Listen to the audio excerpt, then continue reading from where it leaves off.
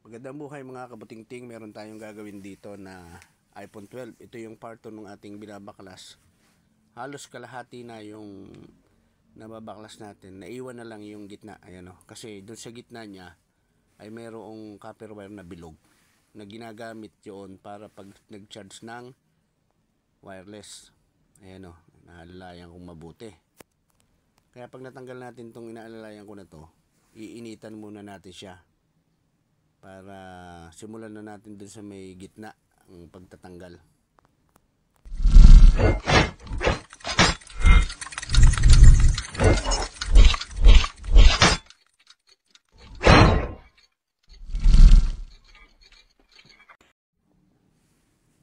Yan, initan muna natin.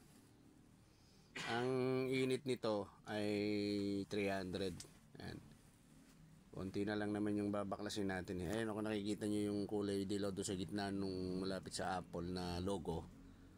Yun yung sinasabi ko sa inyo. Mamaya makikita nyo dyan na copper wire siya nakaikot. Na merong nakapaikot ulit siya na maliliit na tipak ng magnet. Kaya ang pagbabaklas ng back cover ng iPhone 12, iPhone 11, iPhone 10, yan, mga matataas na unit na. Ay mga glass kasi yung likod niyan eh. Pag nawasag mahirap.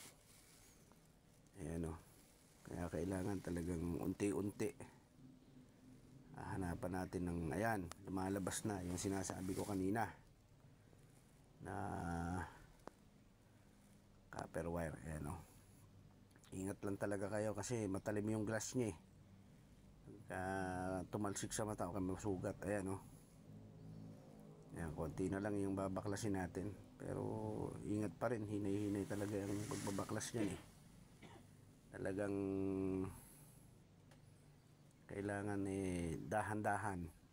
Dahil mata yung nakasalalay dyan. Kaya kayo magbabaklas, kailangan nakasalamin kayo sa mata. Tapos naka-gloves kayo para may proteksyon kahit papaano yung inyong kamay doon sa bubog. Ayan o. Kasi napakaliliit talaga nung kanya eh. Napakaliliit nung nababasag na mga bubog pagka habang tinatanggal nyo. Ayan o. Kaya tsagain natin unti-unti. Ayan o, lumalabas na yung copper wire nya. Konting-konti na lang. Ayan. Kaya unti-unti natin para maipakita ko sa inyo hanggang sa ma-finish product natin, matanggal natin ang buo, malinis natin ang buo yung buong likod ng ating ginagawang iPhone 12. 2 hours later. Ayan. Tsagain natin, konti na lang naman eh. Basta dito sa gitna na yan, ingat talaga kayo kasi maaaring dumikit dun sa glass nya yung mga wire. Pagka naputol baka magka-problema. Ayan o. Unti-unti ko inaalalayan ko siya. Ayan. Ayan. Konti na lang o. Nakikita nyo. Konting-konti na lang at magbubunga na yung ating binabaklas na ang tagal nating inunti-unti. Ayan. Kaya subaybayan nyo yung ginagawa kong pagbabaklas para magkaroon kayong, ayan, nakikita nyo na diba bilog, copper wire na nakabilog yan. Sing nipis ng hibla ng buhok. Kaya obligadong dahan-dahanin natin. Ayan, initin natin. Dito na tayo sa may camera. Nalinis na natin dun sa paikot eh. Ayan. Wala kaming pakialam! Ayan. Konting-konti na lang. Tapos pipinis product na natin. Yan. Kailangan alalay na alalay dito eh. Kasi may dikit doon sa ilalim yan eh. Kaya kailangang malalayan pag tulak dito. Pag angat niya. Tapos yung linisin yung mga glass. Yan. Kasi may mga maiiwan siya ng mga maliliit. Yan. Yan. Ayan o. Na unti-unti na nating sungkit-sungkitin. Kasi kailangan yung lens na yun, yung kulay itim na hawak ko dun sa may gloves. Maiiwan yan eh. Yan o. Hindi siya pwedeng kasama kasi nakadikit siya ron sa andun sa camera. Kaya kailangan unti-untiin natin. Kasi nakadikit siyang masyado. Ininitan na natin. Hindi naman natin pwedeng patakan ng solution yan eh. Kasi baka magkaroon ng problema dun sa loob. Ayan o. Kaya unti-unti lang talaga yung pagsusungkit. Ayan. Nasungkit na natin. Ayan o. Lilinisin na lang natin yung mga naiwan na mga konti-konting bubog. Tapos brasin natin. Ayan. Natapos na natin yung pagbabaklas. Ngayon ang susunod nating gagawin ay yun namang paglalagay ng ating bagong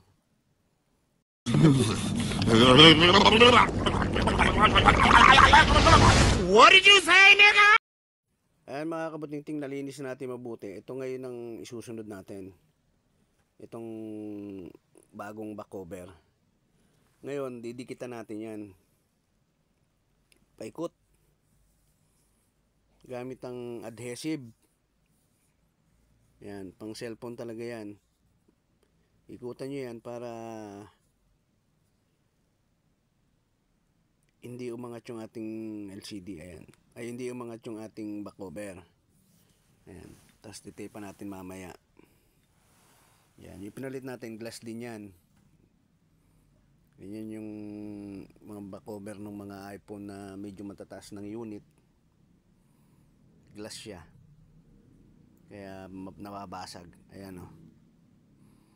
Ikutan natin. Sundan lang natin yung mga dating may dikit niya. Nakikita nyo naman doon pagka nalinis nyo na siya, nabaklas nyo na siya na kung saan nyo ilalagay yung ididikit nyo na adhesive. Ayan.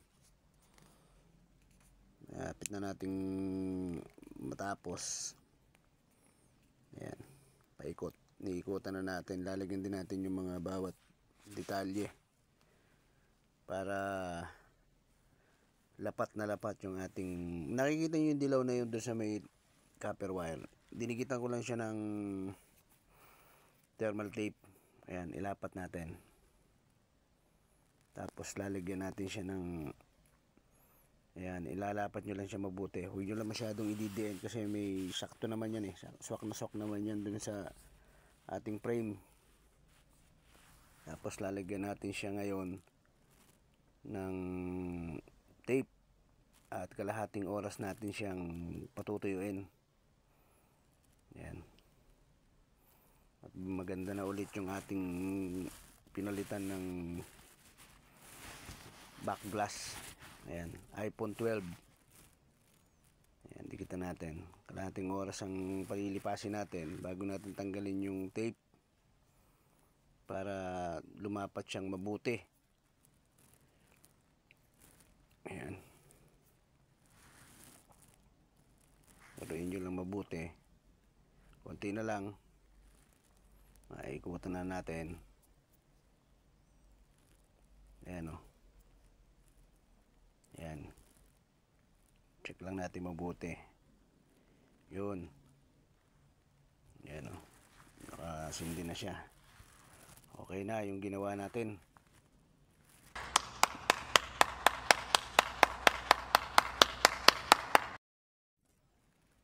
Yan. Magagamit na nung may-ari.